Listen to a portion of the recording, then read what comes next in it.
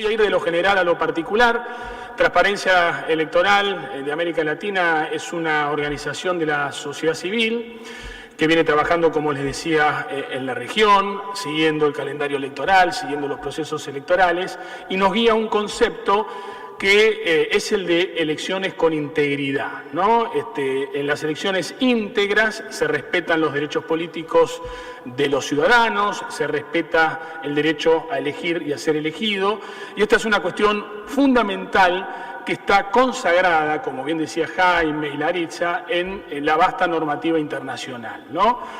Por lo tanto, adelanto la conclusión, quizá esto puede resultar desprolijo, pero Cuba es el contraejemplo perfecto de lo que entendemos por elecciones con integridad. Ni forzándolo podemos llegar a semejante situación. Realmente Cuba hace todo lo que no se tiene que hacer en materia de elecciones con integridad. Y ahora vamos a ver punto por punto. ¿Cuáles son estos requisitos, no? En primer lugar, tiene que haber un Estado de Derecho que afiance los derechos humanos y la justicia electoral, ¿no? Bueno, recién Laritza hablaba de este particular concepto que asumió el régimen, que aparte es un concepto difícil de pronunciar, por eso no lo voy a mencionar, pero obviamente nada tiene que ver con el Estado de Derecho y con la división de poderes, ¿no? Otro requisito importante es el de crear organismos electorales competentes, independientes, que generen confianza en la población. Los procesos electorales tienen una base muy fuerte relacionada con la credibilidad. Digo, los que votan tienen que confiar en el sistema para votar y para participar, ¿no? Entonces me da la sensación que este también es uno de los puntos centrales. Profesionalismo, independencia, nada que ver con lo que está pasando en Cuba hoy por hoy, y bueno, y hace 6 décadas, ¿no? Digo, ni más ni menos. Se deben crear normas para facilitar la competencia multipartidaria sobre una base de respeto entre los contrincantes. En Cuba no hay contrincantes. Laritza justamente mencionaba esto que a nosotros también nos llamó la atención. Las boletas de votación tienen, es el mismo número, la cantidad de candidatos con la cantidad de cargos a elegir, por lo tanto no hay ningún tipo de opción, de alternativa. Es decir, es un sistema electoral sin contrincantes, ¿no? Digo, en donde no se sabe bien qué función cumple, aunque ahora voy a decir en realidad cuál es la función de fondo que cumple este sistema, ¿no? También entre los requisitos se deben eliminar barreras jurídicas, políticas, administrativas que dificultan la participación política universal e igualitaria. El sistema electoral de Cuba es un catálogo de abusos institucionales, desde el primer momento hasta el último momento.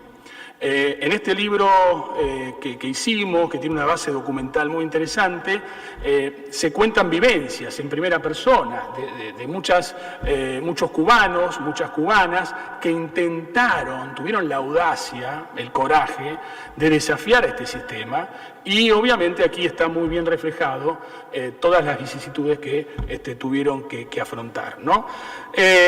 Otro de los temas, el último requisito de las elecciones con integridad, dice lo siguiente: se debe regular el financiamiento político incontrolado, oculto e indebido. Bueno, esto claro, en las elecciones competitivas es un tema central y hoy las democracias competitivas de la región están cuestionando o debatiendo la cuestión del financiamiento en campañas, etcétera, etcétera. Pero en Cuba no es el caso, porque nadie financia las campañas y el sistema hace que el individuo esté aislado, solo, enfrentando a no se sabe quién. Por lo tanto, ese candidato, ese vecino que pretende participar en una asamblea de base de nominación, tiene que hacer campaña con su plata, con su dinero. Y todos sabemos cuál es la delicada situación que vive Cuba, el cubano. Entiendan ustedes que no hay cubanos que puedan destinar parte de sus ingresos a financiar su propia campaña. Entonces esto los pone en una situación de absoluta desigualdad con los candidatos del régimen, que si bien no se presentan por partido, son los candidatos del régimen y cuentan con las mieles, con los beneficios del sistema, ¿no? Bien. Para llegar a estos objetivos relacionados con las elecciones con integridad, los gobiernos, los estados, los partidos políticos, los legisladores, hacen un gran esfuerzo en las democracias competitivas. Implementan políticas públicas en ese sentido, asumen el desafío de la democracia y de la competencia electoral. Reconocen ellos que la democracia se respeta la decisión del ciudadano y que en democracia, por sobre todas las cosas, se gana y se pierde, ¿no? Esto es tan simple. En democracia se gana y se pierde. Este tema, lamentablemente, no resulta tan fácil para los dirigentes políticos de Cuba. Pero quiero resaltar entonces el esfuerzo que están haciendo muchos países en la región que también atraviesan problemas de financiamiento, crisis económicas, países con mucha pobreza, con muchas crisis institucionales. Sin embargo, hay una voluntad de querer hacer las cosas bien. A veces no sale, pero hay voluntad, ¿no? Y me parece que entonces esto vale la pena resaltar. La observación electoral, la Carta Democrática Interamericana son recursos muy valiosos que, como les comenté, estos países han abierto sus procesos electorales, este no es un tema menor, para que puedan ser observados por organismos supranacionales como es el caso de la OEA.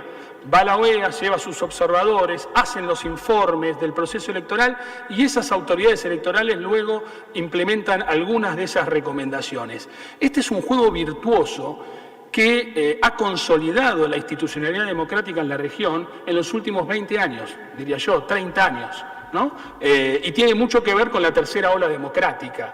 Por lo tanto, ahí hay como una bifurcación. Hay países que aceptan el desafío de la democracia competitiva, con problemas, pero los aceptan, y hay países que toman otro camino, ¿no? El camino de la eternidad del poder, de la concentración en el poder, de los abusos institucionales y de la violación de derechos políticos, por sobre todas las cosas. Y bueno, cuando hablamos de esta bifurcación, me parece que puedo traer aquí, sin forzar demasiados los hechos, el caso de Venezuela. Me parece que Venezuela es un caso paradigmático al respecto, porque desde el 98 a esta parte se ha dado un proceso de deterioro institucional muy importante, de degradación del sistema democrático, de las elecciones, y esto trajo, por sobre todas las cosas, un enorme costo político, económico, social, a esa sociedad que vio perder su entramado democrático, ¿no?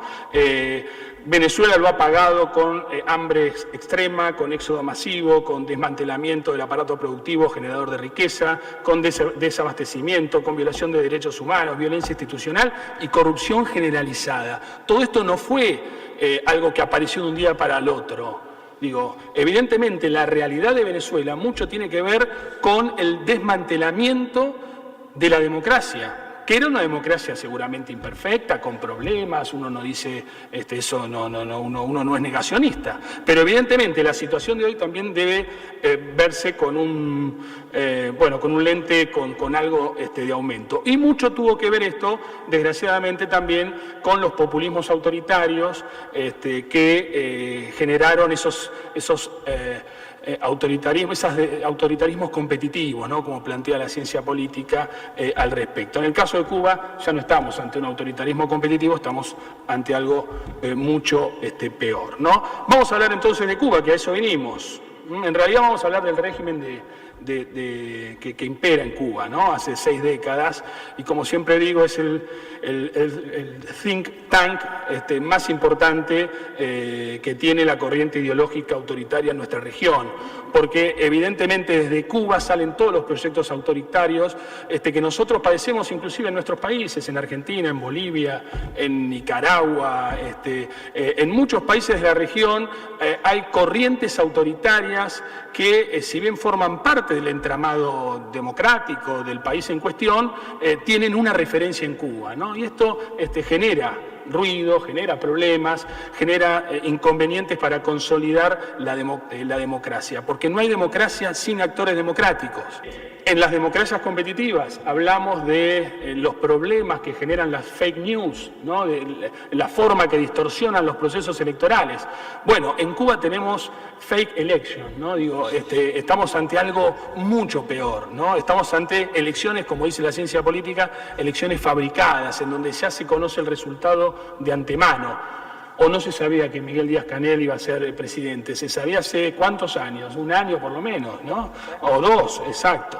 Tuve como politólogo la oportunidad de trabajar en el sistema electoral de Cuba, y esto quiero resaltarlo, ¿no? Generalmente en la ciencia política, cuando analizamos elecciones y sistemas electorales, nos ocupamos siempre de las elecciones competitivas, cómo son las elecciones en democracia. Ahora, poco sabemos cómo son las elecciones bajo regímenes totalitarios.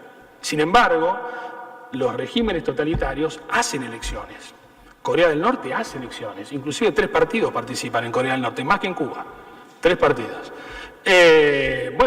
China, hace elecciones, el Partido Comunista, hace sus elecciones. Entonces nos ocupamos del caso Cuba junto a CADAL, que es una organización que trabaja mucho con nosotros y nosotros trabajamos mucho con ellos. Decidimos hacer este trabajo que tiene que ver entonces con recuperar la experiencia también, aparte del aporte académico, recuperar la experiencia de un montón de cubanas y cubanos que trataron de enfrentar al sistema electoral. Este libro se ocupa de las elecciones 2017-2018, de las últimas, por lo tanto tiene mucha actualidad. Y esa base documental la tomamos del trabajo que han hecho, por ejemplo, organizaciones como, menciono algunas, Otro 18, Candidatos por el Cambio, Comisión de Ciudadanos Observadores Electorales, COPE, la Comisión Cubana de Defensa Electoral, COCUDE, Arco Progresista, la Mesa de Unidad y Acción Democrática, el MUAD, la Red de Facilitadores Electorales, Red FE, Cuba Decide, el partido UNPACU, que son partidos obviamente ilegalizados, y que ahora están sufriendo una represión muy fuerte. Todas estas organizaciones hicieron informes, algunos intentaron presentarse como candidato y chocaron de frente contra este Estado omnipresente y omnipotente, ¿no? Que aparte funciona, no sé si ustedes han visto la película Minority Report, ¿no? Que funciona como una suerte de... el Estado está siempre, se anticipa, ¿no? Hay como una unidad del precrimen. Entonces, cuando una persona intenta desafiar el sistema, ya hay dispositivos estatales que empiezan a ver de qué manera frenan, obstaculizan el trabajo de estos ciudadanos, ¿no? Bien, ¿para qué hacen elecciones los regímenes totalitarios? ¿Para qué? Es una buena pregunta, deberíamos preguntarnos. No tienen necesidad, tienen el control de todo, ¿qué necesidad tienen? Bueno, pero la ciencia política dio una respuesta. La primera función tiene que ver con el control interno, es decir, ponen en funcionamiento a la maquinaria partidaria. Estamos hablando de un Estado, de un régimen de partido único, por lo tanto es una oportunidad que tiene la conducción de ese Estado, ese partido político, para poner en funcionamiento la máquina política y electoral, saber en qué estado está bien, en qué provincia está bien, si tal dirigente funciona o no. Otra función, la segunda, tiene que ver con purgas internas. Claro, en las democracias competitivas hay contrincantes, lo que no hay en Cuba, entonces las élites, los partidos compiten y por el voto del elector, ¿no? Bien. En los regímenes totalitarios esto no ocurre, entonces es la elección, una instancia, una oportunidad que tiene el que controla para hacer una purga interna con algún sector que lo desafía o que genera algún problema interno, ¿no? Y después la legitimidad hacia afuera, esto que hace tan bien Cuba, ¿no? Esto de, Cuba tiene una capacidad semántica, conceptual para vender algunas cosas ante la comunidad internacional que llaman la atención, tienen un gran criterio acerca del marketing político, ¿no? Es un régimen viejo, pero desde el punto de vista del marketing político son bastante innovadores, por lo menos osados. Bien, legitimidad hacia afuera, mostrarle a la comunidad internacional que tienen el control. Y bueno, el ejemplo, por ejemplo, de la elección de Raúl Castro, cuando la autoridad electoral da los resultados en el último proceso electoral, informa que Raúl Castro fue el candidato más votado con el 97% de los votos. ¿Qué premio, no? Un premio de la autoridad electoral al líder de la revolución. 97% de los votos, ¿ok? Bien, en democracia no se puede ganar con el 90% de los votos, no existe eso, no existe, es imposible. Las sociedades son diversas, son plurales. se expresan a través de sistemas electorales representativos, transparentes, o por lo menos tienen la intención de serlo. Por lo tanto, esas sociedades diversas, plurales, tienen que tener algún tipo de correlato en el sistema político. El 97% es la negación de ese correlato, ¿no? Bien, y esto lo digo con conocimiento de causa. La ingeniería electoral es como la energía nuclear, ¿no? Digo, podemos iluminar una ciudad o destruirla sin dejar rastro alguno, ¿no? de esa ciudad. Depende de la utilidad que le demos a la ingeniería electoral. Y en esto también son muy astutos. La ingeniería electoral, uno lee la ley de 1992 y es una cosa, primero, difícil de entender hasta para los profesionales que entienden el tema. Y segundo, es enrevesada, es compleja y, como les decía al principio, es un catálogo de abusos institucionales, ¿no? Después tenemos que escuchar que Cuba es la democracia total, como dijo Balseiro, la titular de la autoridad electoral. Habló también de democracia a la cubana, como si Cuba tuviese algún tipo de especificidad, ¿no? En términos de sistema político. Y para mí el más audaz de todos, que es democracia de partido único.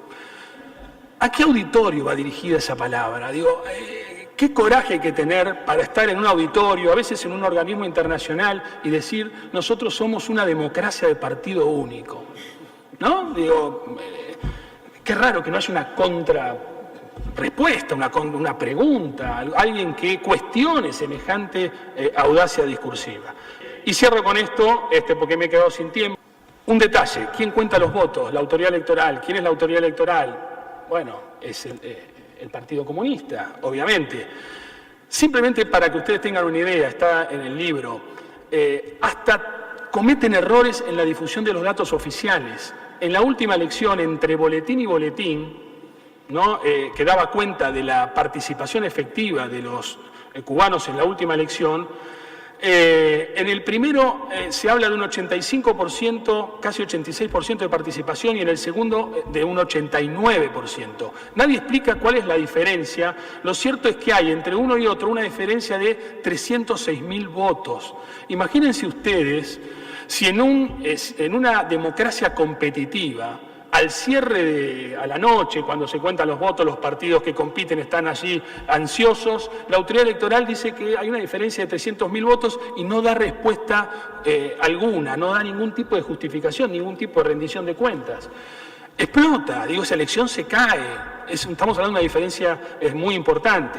Bien, de cara al referendo, se va a hacer este referendo con las mismas condiciones que se hizo el proceso electoral 2017-2018. No podemos esperar mucho. Los votos los cuenta la misma autoridad electoral, ¿ok? O sea que no va a haber diferencia al respecto. La campaña que han hecho las organizaciones de la sociedad civil por el no o por la abstención son interesantes. Es muy probable que haya, sobre todo por las situaciones que se viven en materia climática, las adversidades, el contexto regional que es otro, es muy probable que el no tenga una importante cantidad de votos, o inclusive la abstención. Claro, esos datos no se van a dar a conocer, porque eso es una cuestión de Estado, es una obviedad. Pero el régimen va a saber el domingo a la noche, o cuando terminen de contar los votos, porque Cuba es el ejemplo del manualismo electoral, no hay una computadora funcionando en esa elección. Cuando terminen de contar los votos, es muy probable que se lleven una sorpresa, que tengan malas noticias, que seguramente no se van a difundir, pero van a tener malas noticias. Y uno hace elecciones a veces pueden traer consecuencias imprevistas.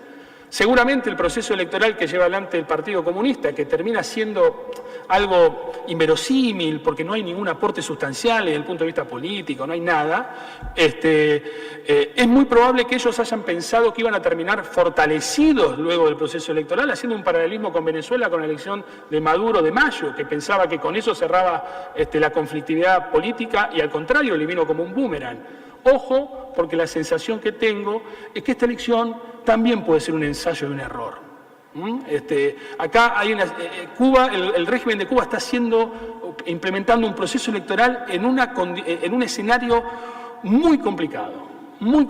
Por lo tanto, hay que estar atentos a las consecuencias que esto puede traer. Y cierro entonces, la nueva Constitución nació vieja, porque no es producto de un genuino proceso de participación, por el contrario, se trata de una imposición más. Gracias.